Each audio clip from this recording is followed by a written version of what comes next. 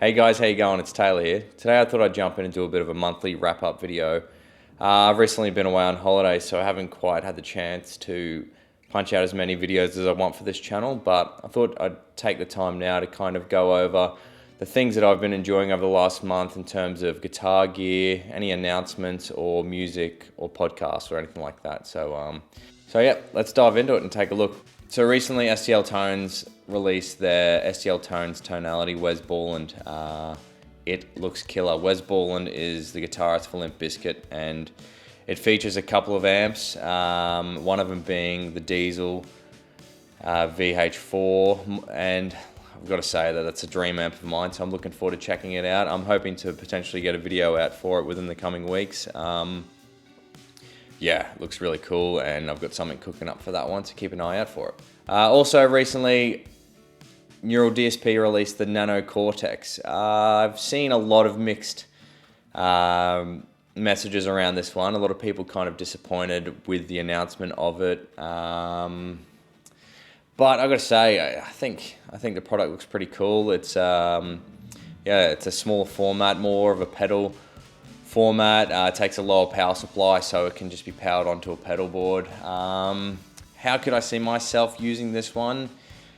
Obviously the capture functions are really awesome, but I don't have that many amps at the minute, so I think the way that I would use it, incorporate it into my setup, would probably be even running it as an audio interface and then taking out a DI whilst I record captured amps, so I can kind of use less built-in CPU whilst tracking guitars. I feel like that would be an unreal way to kind of capture great performances and also great bass sounds to kind of narrow the writing process or the tracking process.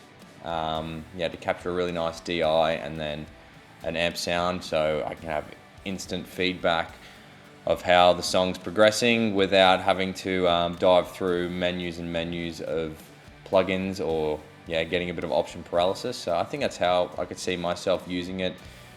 So yeah, that's probably how I would incorporate using it. I would also take it with me everywhere I went. So if I went to any studios, and then I would take my 2 notes captor and I would capture all the amps that I can possibly to build up a bit of a library. But yeah, I think it's a great I think it's a great solution to kind of compete with the similar products in the markets, the Tone X and then obviously the Kemper. So yeah, I think that I would love to get my hands on one of these potentially in the future. So Gecko Drums recently released the GGD Slammers Power Vault one-shot samples for kick and snare. I would say I love this. I have pretty much eliminated a lot of guesswork out of getting great sounds with the Gecko Drum libraries, and then using these samples, I'm pretty much finding myself reaching less and less for third-party plugins to kind of shape the sound, and I'm kind of getting what I want already just with these samples. Awesome. Definitely check it out. Another announcement that I saw recently was Hagström Guitars. I think they're a Swedish company.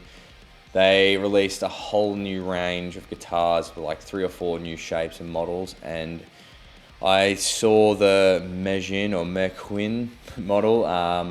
It's like a double cut guitar, and it looks sick. It reminds me of kind of some of the first act guitars that would get around in the early 2000s, and then also obviously your double cut Gibsons.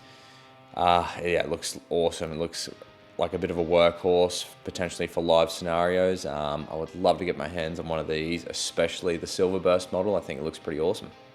Also, Gibson have announced the return of the Les Paul Studio range. They look pretty cool. Nothing really super new with them. I think just a great way to kind of fit into that lower price range with American-made guitars. I can see a lot of these Epiphone models kind of rivaling it in price, but yeah, I think if you're a bit of a Gibson fan and want only USA made guitars, like the studio range is back, so enjoy it.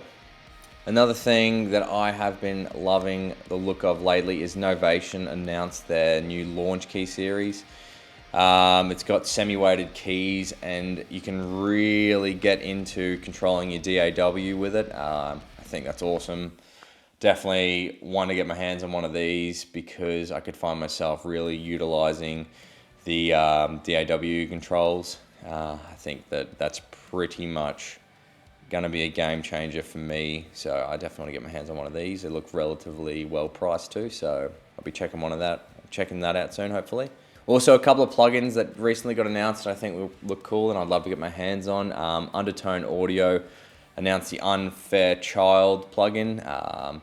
It's fairly hefty in price, but anything that Eric Valentine gets his hands on, you know it's going to be quality, so I'd love to have a look at that one. Also, Mixwave announced their new plugin, The Level. It looks like a pretty simple but effective compressor. I would love to get my hands on it. Every little bit of demonstration I've seen on it, it looks pretty awesome. Okay, so some music I've recently been listening to. I spoke in my last video about a few singles that 4 Year Strong released. They released the full album now, and I've got to say, it is unreal.